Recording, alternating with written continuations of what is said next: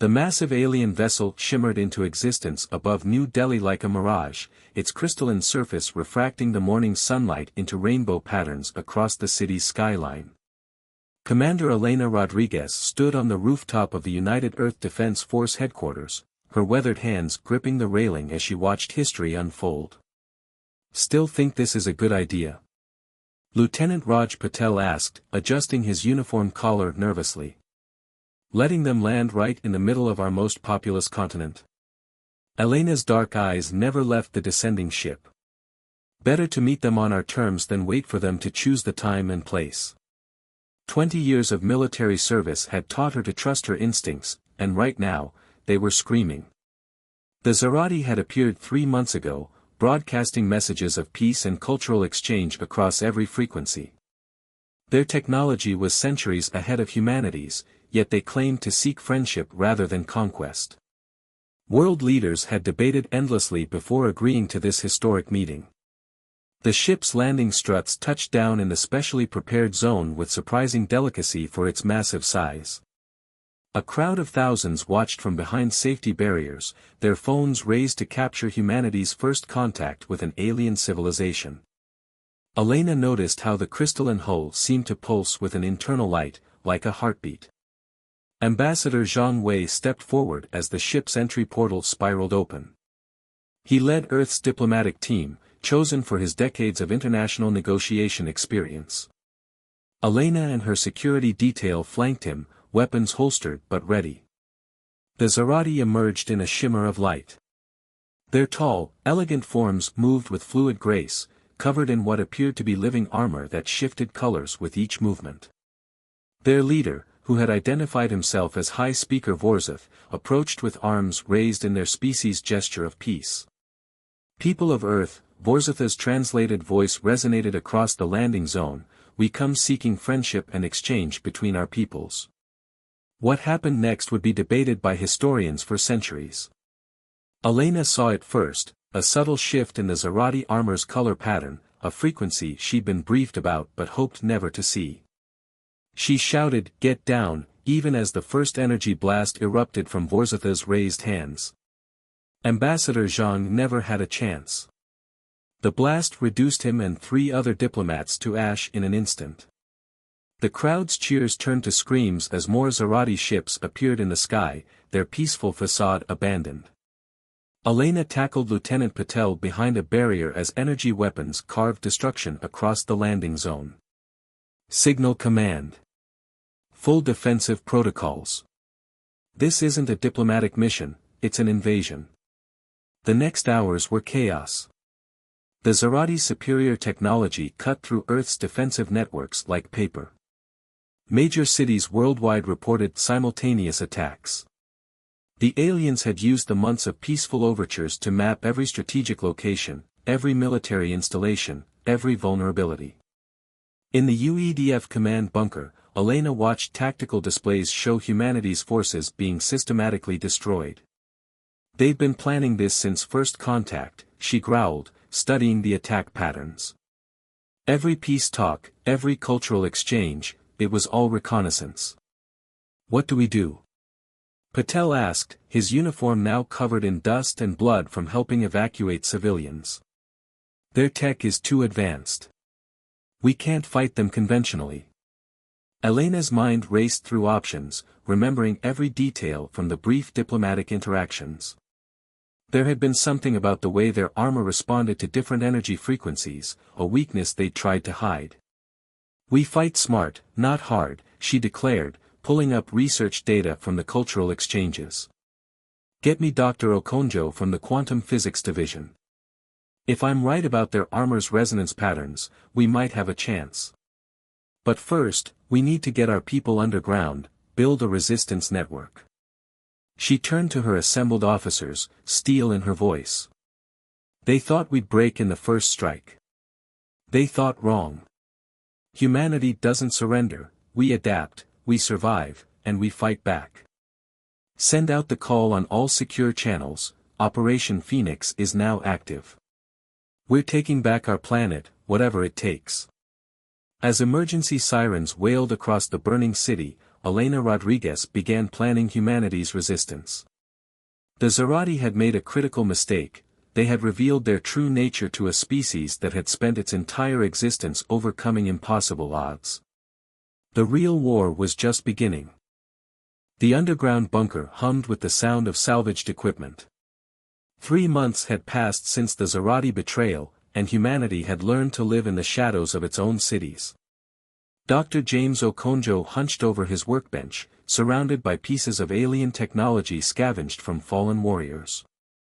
His dark eyes were rimmed with exhaustion, but they sparkled with the fire of discovery. "Their armor isn't just protection," he muttered, adjusting the frequency scanner he'd cobbled together from Earth and alien parts. "It's a complete symbiotic system." Behind him, Commander Rodriguez watched the readings with intense focus. The resistance base, housed in an abandoned subway station beneath the ruins of New Delhi, had become their last hope for understanding the enemy's weaknesses. "Explain it to me again, James," Elena said, her voice carrying the weight of countless failed counterattacks. "What makes their defense system different?" Okonjo gestured to the holographic display, where patterns of energy danced across the captured armor fragment. "The Zarati aren't wearing their armor, they're bonded with it. It's a living crystalline matrix that responds to their neural patterns. That's why our conventional weapons barely scratch them." A sudden commotion at the bunker's entrance drew their attention. Lieutenant Patel rushed in, leading a group of survivors. Among them was a young woman supporting an injured elderly man. "Found them hiding in the ruins of Singapore," Patel reported. "Yuki Tanaka here is some kind of engineering prodigy. She kept an entire community alive by rewiring Zarati tech to power their shelter." The young woman stepped forward, her clothes dirt-stained but her eyes bright with determination. "The aliens' power systems have a unique signature," she said without preamble. "I've been tracking their energy fluctuations. There's a pattern we could exploit." Okonjo's eyes widened. He rushed to his workbench and pulled up his latest data. "Of course. The crystalline matrix, it doesn't just protect them, it powers everything they use. Yuki, look at this frequency analysis."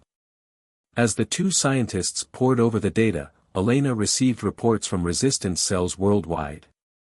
The Zarati had transformed Earth's major cities into crystalline hubs, massive structures that pulsed with the same energy as their armor. But they hadn't found all of humanity's hideouts, and they couldn't stop the spreading network of survivors sharing intelligence and resources. "Commander," a voice crackled over the secured comm channel. "Beta team reporting from Moscow. We've managed to capture one of their smaller scout ships. It's damaged but mostly intact." Elena's pulse quickened. "James, Yuki, how would you like to examine some alien tech that isn't in pieces?" The next weeks were a blur of research and desperate breakthroughs. Yuki discovered that the ship's crystal matrix responded to specific harmonic frequencies, while Okonjo mapped the neural interface patterns that controlled the alien technology. Together, they began to understand not just how the Zarati's tech worked, but why they'd chosen Earth. "It's about resonance," Yuki explained during a strategy session. "Their entire civilization is built on crystalline technology that draws power from specific energy fields. Earth's magnetic field is perfectly suited for their systems, that's why they want our planet. But that dependency is also their weakness," Okonjo added, pulling up a simulation. "Their armor, their ships, their city hubs, they're all connected through these resonance patterns. If we can disrupt the frequency at a large enough scale." Elena leaned forward, hope kindling in her chest. "We could shut them down." "Better," Yuki said, her fingers flying over the holographic controls. "We could turn their own power grid against them. Every crystal structure they've built could become a weapon." Lieutenant Patel, who'd been quietly listening, spoke up. "We'd need to hit multiple hubs simultaneously. The resistance isn't large enough." "No," Elena agreed, "but we're not alone anymore." She activated the Global Resistance Network display, showing hundreds of points of light where humanity still fought back. "We've got cells in every occupied city. If we can give them the right tools, teach them the right frequencies. A plan began to take shape. Using salvaged alien tech and human ingenuity, they would build disruptor devices that could be synchronized across the globe. The resistance would need to infiltrate every major Zarati hub, timing their attack perfectly. As the bunker buzzed with renewed purpose, Elena watched her unlikely team at work. Okonjo and Yuki bent over their prototype disruptor, while Patel coordinated with resistance cells worldwide. They had lost the first battle for Earth, but the war wasn't over. In her private moments, Elena thought about the Zarati's fatal mistake. They had assumed humanity would break under their superior technology, never understanding that humans had thrived for millennia by turning adversity into advantage. Now, in humanity's darkest hour, that adaptability would become their greatest weapon. The resistance was no longer just surviving, it was preparing to strike back. Dawn hadn't yet broken over the ruins of New Delhi when Operation Thunderstrike began. Yuki Tanaka crouched in the shadow of a fallen skyscraper, her modified disruptor device humming softly against her back. Around her, a dozen resistance fighters checked their equipment one final time. "Remember," she whispered into her comm unit, "the crystals have to be synchronized perfectly. One wrong frequency and the whole network fails." Across the globe, similar teams waited in the shadows of Zarati crystal hubs. 6 months of preparation had led to this moment. They would only get one chance. Commander Rodriguez's voice crackled through their secure channel from the underground command center. "All teams, final check-in. London. Ready. Moscow. Ready. Tokyo. Standing by." One by one, 23 resistance cells confirmed their positions. Each carried disruptor devices built from Yuki and Dr. Okonjo's designs, powered by salvaged Zarati crystals. "Commence Phase 1, Elena ordered. Yuki watched her team move forward, using the stealth techniques they'd perfected over months of guerrilla warfare. The Zarati's crystalline buildings pulsed with their characteristic blue-white light, their alien beauty masking their true purpose as power conduits for the invasion force. The first sign that something was wrong came from the Paris team. Multiple hostile patrols. "They've changed their patterns." The transmission cut off in a burst of static. Elena's voice remained steady. "All teams, hold positions. Paris team, report. Paris team." Silence. "They knew we were coming," Lieutenant Patel's voice was grim. Someone talked. "No," Dr. Okonjo cut in, his voice urgent. "Look at their movement patterns. The Zarati aren't searching, they're retreating. Something spooked them." Yuki studied the alien structures, her engineer's mind racing. The crystal hub's pulse pattern had changed, becoming faster, more erratic. "Commander, the resonance frequencies are shifting. The entire network is destabilizing. All teams, new objective." Elena commanded. "The Zarati are losing control of their own grid. Plant the disruptors and fall back." "Dr. Okonjo, what are we looking at?" "Their power grid is experiencing some kind of cascade effect," Okonjo replied, his voice filled with both excitement and fear. "The crystal matrices are becoming increasingly unstable. If we trigger our devices now, the reaction would be much bigger than we planned," Yuki finished. "Maybe too big to control." Elena's decision came quickly. "That's a risk we have to take. All teams, synchronize disruptors and activate on my mark. Whatever's happening to their grid, we're going to help it along." Yuki positioned her device against the crystal hub's base, watching the resonance patterns dance across its surface. Around the world, resistance fighters did the same, each waiting for the command that would either liberate Earth or destroy what was left of it. 3, 2, 1. Mark. 23 disruptors activated simultaneously. The effect was immediate and catastrophic. The crystal hub before Yuki flared with blinding light, its surface crackling with energy. The Zarati's screams, a sound humans had learned to fear, echoed through the ruins. But something unexpected happened. Instead of shattering, the crystals began to pulse with a new frequency, one that spread through the alien network like a virus. Zarati warriors fell, their living armor failing as the cascading resonance tore through their neural links. "It's working!" Yuki shouted over the growing chaos. "The frequency disruption is spreading faster than predicted. Their entire command structure is collapsing." From her command center, Elena watched as connection after connection in the alien network failed. The Zarati's carefully constructed power grid was becoming their undoing. But amid the victory, a new concern emerged. "Energy readings are still climbing," Okonjo warned. "The crystal matrices aren't just failing, they're transforming. This isn't just a defensive collapse, something new is emerging." The sky above every major city began to shimmer with aurora-like lights. The crystal hubs pulsed with colors never before seen on Earth, their structures reorganizing into new patterns that defied human understanding. "All teams, fall back to safe distances," Elena ordered. "Something's coming through their network, and I don't think it's reinforcements."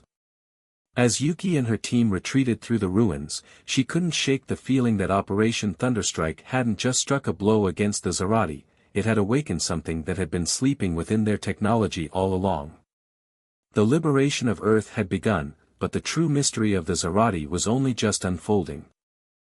The transformed crystal hub towered over the ruins of New Delhi, its surface now shimmering with gentle pulses of violet and gold instead of the harsh blue-white of Zarati power. Dr. Okonjo stood before it, his instruments recording readings that defied everything he thought he knew about the alien technology. "It's like watching a butterfly emerge from a chrysalis," he muttered, adjusting his scanners. "The entire crystalline structure has reconfigured itself at the molecular level." Commander Rodriguez approached, her boots crunching on shattered crystal fragments. The past week since Operation Thunderstrike had transformed the war. Across the globe, Zarati forces had fallen into disarray, their command structure shattered. But the mysterious transformation of their power network had brought new uncertainties. "James," Elena called out, "we've got movement inside the structure." Before he could respond, the crystal surface rippled like liquid mercury. A figure stepped through, a Zarati, but unlike any they'd seen before. Its living armor was elegant and flowing, with patterns of light that spoke of harmony rather than conquest. "Please," the alien spoke, its translator producing perfect English. "Do not be afraid. I am Sentinel Nixis, and I represent the true path of Zarati civilization." Elena's weapon remained ready, but she held her fire. "We've had enough of Zarati lies. The ones you fought," Nixis continued, "the Dominion faction, they do not represent our true nature. Your resistance's attack on their power grid didn't just disrupt their control, it awakened our dormant sanctuary network." Dr. Okonjo's eyes widened. "The new crystal patterns, they're not a malfunction. They're a different technology altogether." "Correct." Nixis gestured, and holographic images appeared around them, showing the history of a civil war that had raged across countless worlds. "The Zarati were once peaceful explorers, our living crystals in harmony with the natural energies of the cosmos. But the Dominion arose, twisting our technology into weapons, turning our gift for resonance into a tool for conquest." Lieutenant Patel arrived with Yuki, both staring in wonder at the transformed crystal hub. "So what was this sanctuary network?" Yuki asked, her engineer's curiosity overcoming her caution. "A hidden resistance of our own," Nixis explained. "We seeded our technology throughout the galaxies, waiting for the right moment, the right allies, to help us reclaim our true path. Your species' understanding of resonance patterns, your ability to adapt our technology, it awakened what we had hidden within the Dominion's own power grid." Elena studied the alien carefully. "Why should we trust you?" "Because," Nixis replied, "the Dominion isn't defeated, only scattered. They will regroup, and when they return, they will show no mercy to either of our peoples." As if to confirm these words, emergency signals began flooding in from resistance cells worldwide. Yuki's tablet displayed dozens of urgent messages. Commander, we're tracking massive energy signatures in orbit. The Dominion's main fleet, they're coming back. How long? Elena demanded. Hours, maybe less, Patel reported, studying the data. And these readings, they're bringing something big. Nixus's light patterns shifted to darker hues. The World Breaker. It is their ultimate weapon, capable of shattering a planet's core. They would rather destroy Earth than lose it. Dr. Okonjo looked up from his instruments, excitement breaking through his concern. But the Sanctuary Network, if we could fully activate it, combine it with our disruptor technology. We could create a planetary defense system, Yuki finished, already running calculations. But we'd need to understand both forms of Zarati crystal tech perfectly, and we'd have hours to do it. Elena faced Nixus. If we help you restore your people's true path, will you help us defend our world? Together, Nixus replied, we might save both our civilizations. The next few hours were a blur of activity. As the Dominion fleet approached, humans and peaceful Zarati worked side by side in a desperate race against time. Yuki and Dr. Okonjo merged their understanding of the disruptor technology with Nixus's knowledge of the Sanctuary Network. Lieutenant Patel coordinated with resistance cells to convert every crystal hub into a defensive node. Elena watched the cooperation with cautious hope. The enemy of their enemy had become their ally, but more than that, they had found a reflection of humanity's own struggle against tyranny among the stars. As the first signs of the Dominion fleet began to appear in the darkening sky, Elena addressed her gathered forces, human and Zarati alike. What happens in the next few hours will determine not just the fate of Earth, but the future of two civilizations. We've proven that humanity won't break. Now let's prove we can build something better from the ruins of war.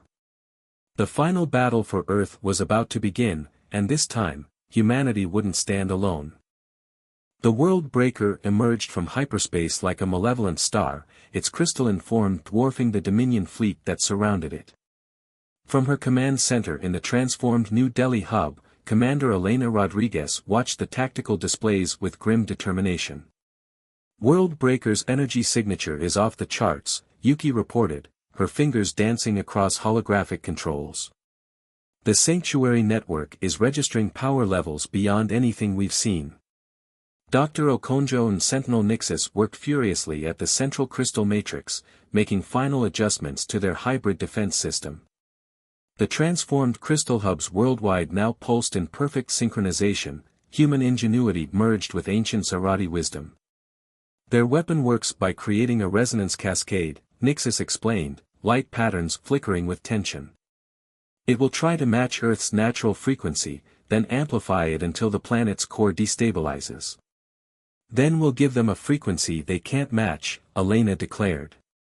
She opened a channel to resistance cells worldwide. All teams, final positions. Humanity doesn't end today. The Dominion's initial attack came like a tidal wave of crystal fire. Energy beams lanced down from their fleet, testing Earth's new defenses. The Sanctuary Network responded instantly, crystalline shields shimming into existence above every major city. Shields holding at 82%, Lieutenant Patel called out. But they're just getting started. High above, the World Breaker began to power up, its surface blazing with malevolent light. The smaller Dominion ships arranged themselves in a precise pattern around it, creating a focusing array for its planet-killing beam. Energy spike! Yuki shouted. There! The world turned white. The World Breaker's beam struck Earth's atmosphere with enough force to ignite the sky.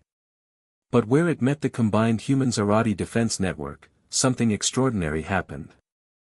The Sanctuary Network didn't just block the beam, it caught it, channeled it, transformed it.